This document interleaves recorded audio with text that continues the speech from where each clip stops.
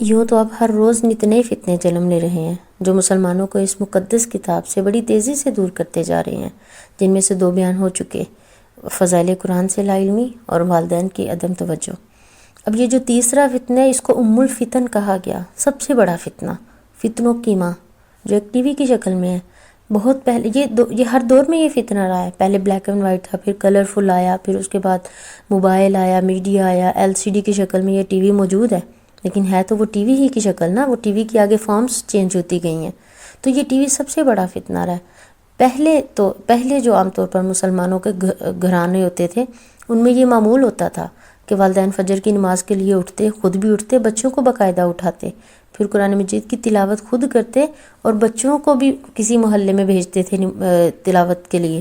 قرآن پاک سیکھنے کے لیے۔ پھر اسکول کی باری آتی، پھر واپس آ کر مغرب کا ٹائم ہوتا تو بچے پھر ان کا معمول تھا، والدین جو تھے وہ بچوں کو کسی نہ کسی ٹاپک پہ، کبھی سیرت کے، کبھی صحابہ کی سیرت، کبھی نبیوں کی سیرت، اس طرح چھوٹی چھوٹی، کبھی کوئی کہانیاں سناتے، چھوٹی چھوٹی صورتیں یاد کرواتے، چھوٹی چھوٹی دعائیں یاد کرواتے تھے،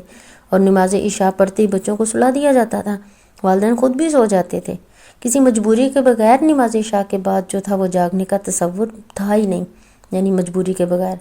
تو یوں پھر بچوں کے اندر یہ قدرتی طور پہ یہ ماحول جب ملتا ہے تو پھر چھوٹی چھوٹی چیزیں یاد کرنے کا موقع ملتا ہے۔ اسلامیات کی کچھ نہ کچھ تعلیم اسکولوں میں مل جاتی تھی، کچھ نہ کچھ ماں باپ سے مل جاتی تھی۔ یوں ہر بچے کے اندر جو تھا وہ اسلام کے بنیادی عقائد، ان کے مسائل، اسلام کے بنیادی احکامات، یہ سب سے آگاہی ہوتی تھی بچوں کو۔ اور عملی زندگی میں پھر مزید جو اسٹڈی ہوتی تھی، مطالعہ کتابوں کا آتا تھا، اس سے مزید اضافہ ہو جاتا تھا۔ لیکن کیا ہوا کہ اب ٹی وی جب سے آیا، اس نے لوگوں کے مزاج کو بدل کے رکھ دیا۔ اس میڈیا نے لوگوں کے معمولات سب بدل دیے، عادتیں بدل چکی ہیں، طور طریقے بدل چکے ہیں، لوگوں کے ذوق شوق ہی نہیں رہے وہ جو پہلے تھے، لوگوں کے سٹینڈرڈز بدل گئے، یکسر ہر چیز کو بدل کے رکھ دیا۔ صبح اٹھتے ہی کیا ہوتا ہے، دن کا آغاز کیا ہوتا ہے، موبائل، کارٹون، شارٹس، یہی کچھ رہ گیا نا، یہی کچھ دیکھنے اور سننے کو ملتا ہے نا۔ اسکول جانے تک جو بچوں کی پہلی نظر ہوتی ہے وہ ٹی وی سے ہی ہوتی ہے شروع، اور اسکول جانے تک ایک نظر ٹی وی پہ ہوتی ہے اور دوسری نظر اپنی تیاری پہ ہوتی ہے۔ ایون کہ بچے کھانا کھا رہے ہوتے ہیں تو ایک نظر ٹی وی پہ ہوتی ہے، اور ایک ماں جو ہے ان کے منہ میں لقمے دے رہی ہوتی ہے کہ چلو بچہ کسی طرح کھانا کھا لے، لیکن میڈیا سے نظر نہیں ہٹانی۔ اور اسکول میں بھی کیا ہوتا ہے، اکثر اسٹوڈنٹس کا جو ڈسکشن ہوتی ہے وہ کن چیزوں پہ ہوتی ہے، ڈراموں پہ، فلموں، ایکٹروں پہ، کھیل کھلاڑی، کمرشل، اشتہارات، ان سب چیزوں پہ ڈسکشن کرتے وہ دن بھی گزر جاتے ہیں۔ پھر اسکول سے واپسی پر بھی تھوڑا بہت پڑھنے پہ دھیان ہوتا ہے، اس کے بعد ساتھ ہی پھر میڈیا شروع ہو جاتا ہے، نوٹیفیکیشن آتے جاتے بچے دیکھتے ہیں، بڑوں کیا تو بچے بھی اس چیز میں بہت ملوث ہیں۔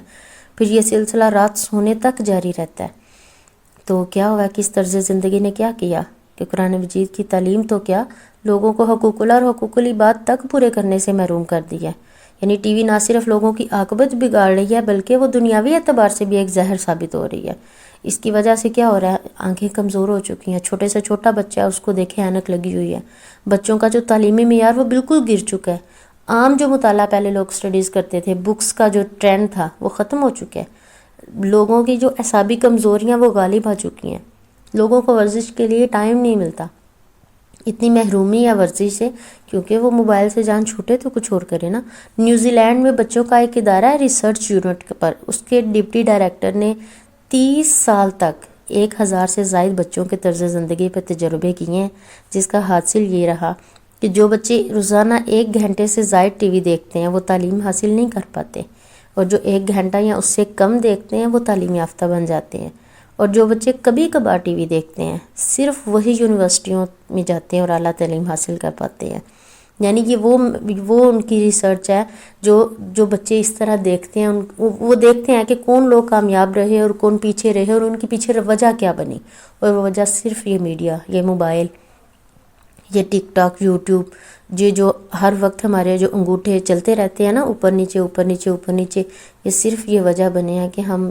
دنیاوی جو تعلیم ہے، دین سے تو ہم دور ہو ہی گئے، قرآن سے تو دور ہو ہی گئے، اس نے ہمیں دنیا کی تعلیم سے بھی محروم کر دیا، یہ اتنا اپنے آپ میں مگن کر دیا اس نے ہمیں۔ لہٰذا ہمیں کرنے کا کام کیا ہے کہ ہمیں غور کرنا ہے کہ ہمارے گھروں میں، ہماری زندگیوں میں یہ فتنے کہاں کہاں موجود ہیں۔ ان فتنوں کی ایک لمبی لسٹ ہے کہ کس کس شکل میں یہ فتنہ موجود ہے، یہ جس کو ام الفتن کہا گیا۔ یہ کس کس فارم میں ہمارے گھروں میں ہے، ہماری زندگیوں میں یہ راج کر رہے ہیں. تو لہٰذا اگر ہم غور کریں گے تو اس کو ہم اپنی زندگیوں سے کم از کم پورا نہ نکالیں، کم تو کر سکتے ہیں. باقی حقوق جو ہم نے ادا کرنے ہیں ان پہ تو ہم توجہ کر سکتے ہیں نا.